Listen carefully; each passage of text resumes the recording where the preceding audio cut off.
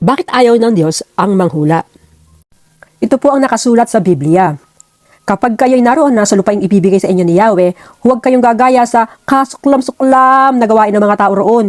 Sino man sa inyo huwag magsusunog ng kanyang anak bilang handog, huwag kayong manghuhula. Sabi ng Diyos, huwag kayong manghuhula. Teka, ano yung dahilan bakit ayaw ng Diyos ang manghula? Ito ang nakasulat sa Biblia. Huwag kayong maniwala sa Kanya dahil sinusubukan lang kayo ng Panginoon na inyong Diyos. Kung minamahal niyo ba siya ng buong puso't kaluluwa.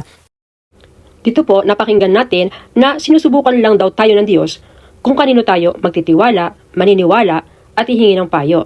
Sa Diyos or sa manghuhula at kung mahal daw natin siya.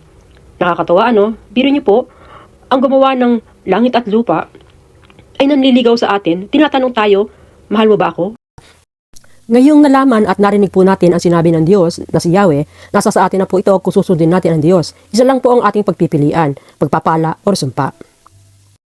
Ikaw, anong sagot mo sa pag-ibig ng Diyos? Oo o hindi? Panginoong Hesus, buksan mo po ang mga mata ng bawat nakikinig nito at alisin ang mga kaliskis sa kanilang mga mata na niligay ni Satanas upang hindi nila makita ang katotohanan.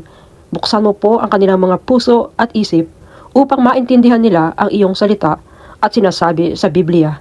Sa pangalan ng iyong anak na si Jesus, ito po ang aking dalangin. Amen.